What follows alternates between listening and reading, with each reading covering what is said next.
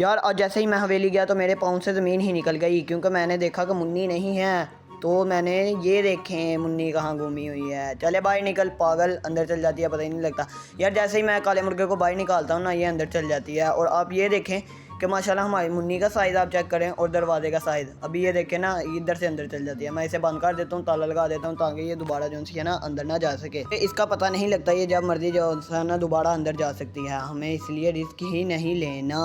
और इस तरफ आप देखें हमारे माशाल्लाह जो से है ना, ये पूरा जोड़ा दाना खा रहा था। मुझे देखते ही डर कर भाग गए हैं। ये बहुत डरपोक हैं, पता नहीं क्या वजह है। और अंदर के हालात देखते हैं क्या हैं। अभी मैंने इन्हें दाना डाला था, माशाल्लाह सब ने खा पी लिया है और कुछ खा भी रहे हैं। आप ये चेक करें हमारे बन्नी माशाल्लाह कितना प्यारा है, और ये हमसे डरता भी कम है माशाल्लाह। चलो भाई चलो, सब खा रहे हैं माशाल्लाह। ये इस साइड पे भी सब खा रहे हैं और कुछ डर गए हैं मुझे देखकर अंदर आते ही। चलो भाई सब खा लो, मैं जा रहा हूँ, ओके बाय। ये देखें माशाल्लाह ऊपर भी बैठे हुए हैं।